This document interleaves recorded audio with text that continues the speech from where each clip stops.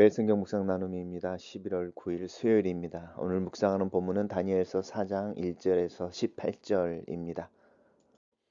본문을 읽습니다.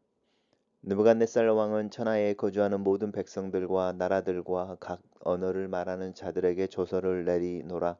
원하노니 너희에게 큰 평강이 있을지어다. 지극히 높으신 하나님이 내게 행하신 이적과 놀라운 일을 내가 알게 하기를 즐겨하노라. 참으로 크도다 그의 이적이여, 참으로 능하도다 그의 놀라운 일이여. 그의 나라는 영원한 나라요, 그의 통치는 대대에 이르리로다. 나 느부갓네살이 내 집에 편히 있으며 내 궁에서 평강할 때에 한 꿈을 꾸고 그로 말미암아 두려워하였으니 곧 내 침상에서 생각하는 것과 머릿속으로 받은 환상으로 말미암아 번민하였노라. 이러므로 내가 명령을 내려 바벨론의 모든 지혜자들을 내 앞으로 불러다가 그 꿈의 해석을 내게 알게 하라 하였더라. 그때에 박수와 술객과 갈대아 술사들과 점쟁이들이 들어왔으므로 내가 그 꿈을 그들에게 말하였으나 그들이 그 해석을 내게 알려주지 못하였느니라. 그 후에 다니엘이 내 앞에 들어왔으니 그는 내 신의 이름을 따라 베드사살이라 이름한 자요, 그 안에는 거룩한 신들의 영이 있는 자라. 내가 그에게 꿈을 말하여 이르되 박수장 베드사사라, 내 안에는 거룩한 신들의 영이 있은즉 어떤 은밀한 것이라도 내게는 어려울 것이 없는 줄 내가 아노니 내 꿈에 본 환상의 해석을 내게 말하라. 내가 침상으로 나의 머릿속에서 받은 환상이 이러하니라. 내가 본즉 땅의 중앙에 한 나무가 있는 것을 보았는데 높이가 높더니 그 나무가 자라서 견고하여지고 그 높이는 하늘에 닿았으니 그 모양이 땅 끝에서도 보이겠고 그 잎사귀는 아름답고 그 열매는 많아서 만민의 먹을 것이 될 만하고 들짐승이 그 그늘에 있으며 공중에 나는 새는 그 가지에 깃들고 육체를 가진 모든 것이 거기서 먹을 것을 얻더라. 내가 침상에서 머릿속으로 받은 환상 가운데에 또 본즉 한 순찰자, 한 거룩한 자가 하늘에서 내려왔는데 그가 소리질러 이처럼 이르기를 그 나무를 베고 그 가지를 자르고 그 잎사귀를 떨고 그 열매를 해치고 짐승들을 그 아래에서 떠나가게 하고 새들은 그 가지에서 쫓아내라. 그러나 그 뿌리의 그루터기를 땅에 남겨두고 새와 노줄로 동이고 그것을 들풀 가운데에 두어라. 그것이 하늘 이슬에 젖고 땅의 풀 가운데에서 짐승과 더불어 제 몫을 얻으리라. 또 그 마음은 변하여 사람의 마음 같지 아니하고 짐승의 마음을 받아 7대를 지내리라. 이는 순찰자들의 명령대로요 거룩한 자들의 말대로이니 지극히 높으신 이가 사람의 나라를 다스리시며 자기의 뜻대로 그것을 누구에게든지 주시며 또 지극히 천한 자를 그 위에 세우시는 줄을 사람들이 알게 하려 함이라 하였느니라. 나 느부갓네살 왕이 이 꿈을 꾸었나니 너 베드사사라 그 해석을 밝히 말하라. 내가 내 나라 모든 지혜자가 능히 내게 그 해석을 알게 하지 못하였으나 너는 능히 하리니 이는 거룩한 신들의 영이 내 안에 있음이라. 오늘의 본문은 4개의 단락으로 나누어져 있습니다. 오늘의 본문은 느부갓네살 왕을 화자로 해서 느부갓네살 왕의 조서의 내용을 이제 기록한 형태로 우리에게 이야기하고 있습니다. 느부갓네살 왕이 천하에 거주하는 모든 백성 바벨론을 이야기하는 거죠. 나라들과 또 각 언어를 말하는 자들에게 조서를 내린다 이러면서 이제 여기서 말하는 이 1인칭이 느부갓네살 왕인 것이죠. 너희들에게 평강이 있을지어다 인사하고 그다음에 이제 하나님을 찬양합니다. 지극히 높으신 하나님이 내게 행하신 이적과 놀라운 일을 내게 알게 하기를 즐겨하노라 이렇게 말하면서 하나님을 찬양하는 거죠. 그 찬양의 핵심은 하나님의 나라는 영원한 나라이고 그의 통치는 대대로 이르리라. 성경에서 또 우리가 시편에서 보는 도빗 향한 고백으로 전달되어지고 있습니다. 단락을 요약해 보겠습니다. 느부갓네살이 조서를 내려 자신에게 행하신 하나님의 이적과 놀라운 일을 자랑하며 하나님을 찬양한다 이렇게 정리했습니다. 두 번째 단락에서는 이제 다시 느부갓네살이죠. 나 느부갓네살이 이렇게 말하면서 이제 꿈에 대한 이야기를 하고 있습니다.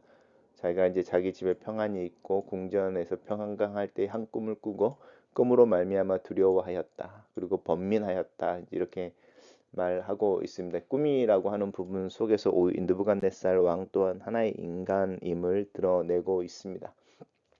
그래서 이제 바빌론의 모든 지혜자들 이렇게 부르지요. 이제 뭐 박수 이래서 이제 남자 무당이라든지 마술사라든지 점치는 사람들이라든지 갈대아 술사 이렇게 말하지만 사실 이 사람들은 우리가 생각하는 그런 어떤 오컬트라고 하는 그런 것들을 행하는 사람들이라기보다는 바벨론 당시에 뭐 하늘을 살핀다든지 미래를 예측한다든지 또 어떤 현상들이 있을 때 그것들을 해석해내는 사람들, 그래서 이제 지혜자라는 말로 불리는 사람들인 것을 기억하시면 좋겠습니다.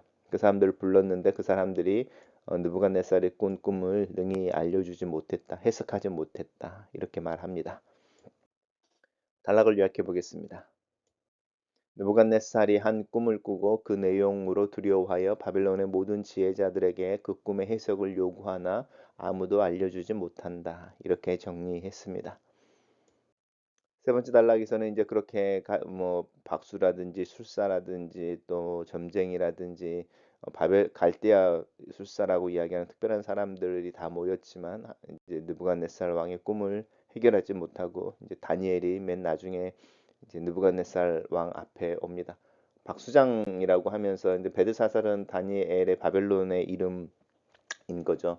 느부갓네살 또한 그렇게 이야기합니다. 내 신의 이름을 따라 베드사살이라고 다니엘을 불렀다 이렇게 말하고요. 베드사살은 무슨 뜻인지는 한번 검색해 보시면 쉽게 아실 수 있을 겁니다. 바벨론의 이제 느부갓네살 왕에 의해서 이제 그 다니엘이 박수장이라고 이야기해서 이제 직함이 나오는데 어떤 지혜자들의 한 무리의 우두머리로 다니엘이 임명되어져 있던 것들을 이렇게 우리 알 수 있겠죠. 그리고 이제 느부갓네살 왕의 다니엘에 대해서 뭐라고 말하냐면 거룩한 신들의 영이 있는 자 이렇게 말합니다. 그래서 거룩한 신들이라고 하는 부분 속에서 복수형을 쓰고 있는데 그냥 바벨론 그 시대에 느부갓네살이 가지고 있는 그 자신의 신관 또 세계관인데 이제 특별히 다니엘에게 총명함이 있는데 그 총명함이 사람의 어떤 지혜에서 나오는 것이 아니라 어떤 영감과 또 어떤 촉이라고 하는 부분들에 있다라는 의미에서 이 거룩한 영들이 있다 이렇게 말합니다. 그래서 어떤 의미라는 것이라도 다 해결할 수 있고 해석해낼 수 있을 것이다라고 이제 자기 꿈을 해석해낼 수 있는 다니엘에 대해서 기대를 표현하고 있습니다. 단락을 요약해 보겠습니다. 다니엘이 느부갓네살 앞에 들어오니 그에게 자신의 꿈에 대한 해석을 요구한다. 이렇게 정리했습니다. 마지막 단락에서는 이제 느부갓네살 왕이 다니엘에게 자신의 꿈에 대한 이야기를 하고 있습니다. 이제 그 꿈의 내용이 뭐냐면 땅의 한 중앙에 이제 나무가 있는 거죠. 그 나무가 이제 높이 자라서 하늘에 닿고 또 얼마나 옆으로 퍼져서 큰지 땅 끝에서 보이겠다 이렇게 말하죠. 그리고 잎사귀는 아름답고 열매를 많아서 만민들이 먹을 만한다. 그리고 그 나무 밑에 들짐승과 또 새가 딱 깃들고 거기서 먹을 것을 얻더라 이렇게 이제 나무에 대한 이야기를 하고 있죠. 큰 나무에 대한 이야기를 하고 있는데 그런데 이제 한 순찰자 거룩한 자라고 이야기하는 자가 하늘에서 내려와서 이제 이 나무를 잘라버리는 거죠. 나무를 베고 그 가지를 자르고 잎사귀를 떨고 열매를 해치고 그 다음에 이제 짐승들을 떠나게 하고 새를 다 쫓아내게 하고 그 다음에 이제 그 뿌리의 그루터기만 땅에 남겨놔서 이제 풀 가운데 이렇게 덮여버리게 되는 거죠. 그리고 이 하늘에 이슬에 젖고 땅의 풀 가운데서 짐승과 더불어 제 몫을 얻으리라 이렇게 이야기하면서 그 웅장했던 나무가 사실은 아무것도 아닌 그냥 구루터기로만 남아있는 흔적만 남아있는 그런 모습으로 변하게 되더라. 그리고 이제 그 다음에 나오는 말인데 그 마음이 변하여 사람의 마음과 같지 않고 이렇게 말하면서 이제 이 이야기가 계속 순찰자 한 거룩한 자가 하는 말인 거죠. 이 마음이라고 하는 이야기를 하면서 이제 이 한 나무가 나무의 문제가 아니고 어떤 사람에 대한 이야기일 수도 있겠다 이런 예상을 하게 해주죠. 마음이 변하여 이제 사람의 마음이 아니라 짐승의 마음을 받아서 일곱의 때 7년 정도를 지내게 될 것이다. 그리고 이것이 순찰자들의 명령대로 거룩한 자들의 말대로니 그렇게 이루어질 것이다라고 하면서 이제 이런 이야기를 하는 이유가 이 꿈의 어떤 예언처럼 이제 이렇게 나무가 자랐지만 또 베어져 버리고 지혜로운 자였었는데 짐승의 마음으로 7년을 보내게 되고 이제 이런 이야기를 하는 이유가 있는데 그 이유가 무엇이냐면 이제 지극히 높으신 이가 사람들의 나라를 다스리시며 자기의 뜻대로 그것을 누구에게 주시고 지극히 천한 자를 그 위에 세우시는 줄을 사람들로 하여금 알게 하기 위해서다. 역사의 주관자가 누구인지 알게 하기 위해서 이 일이 행해질 거다. 이제 이 꿈을 꾼 거죠. 그리고 이제 이 꿈을 느부갓네살이 다니엘에게 말하면서 그것을 해석해내라 이렇게 이야기합니다. 그러면서 다시 한번 이제 컨펌을 해주는데 거룩한 신들의 영이 네 안에 있기 때문에 이 내 꿈을 너는 해석할 수 있을 거야 이렇게 느부갓네살 왕이 말합니다. 단락을 요약해 보겠습니다. 느부갓네살이 다니엘에게 자신의 꿈을 해석해주고 다니엘에게 거룩한 신들의 영이 있으니 그 꿈을 능히 해석할 수 있을 것이라고 기대한다. 이렇게 정리했습니다. 첫 번째 묵상 나눔입니다. 다니엘서가 이야기하는 핵심이기도 하다. 하나님은 누구의 포로나 지배를 받으시는 분이 아니다. 하나님은 역사 속에서 많은 이들을 일으키시고 세우시고 폐하시는 분이시다. 당시 최고의 제국이었던 바벨론, 그 제국의 왕 또한 하나님의 계획하심 가운데 존재하고 사라진다. 하나님은 바벨론에 패배한 것이 아니다. 하나님의 백성들이 징계를 당하고 있을 뿐이다. 불의의 세력이 이 세상을 지배하고 있는 것처럼 보이는 상황에서도 하나님은 여전히 하나님이시고 여전히 일하시고 그분의 절대적인 주권은 실행되고 있는 것을 믿는 그 믿음이 필요한 시대를 살고 있다.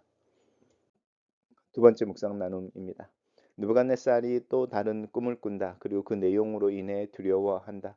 한 시대를 풍미하고 스스로 신의 아들이라 자처할지라도 연약한 인간인 것은 그 마음에 불어온 바람 하나에 두려워하고 평강을 잃어버리는 것이다. 두려움과 번민, 불안과 강박, 하나님을 경외하지 않는 자들의 마음의 현 주소이다.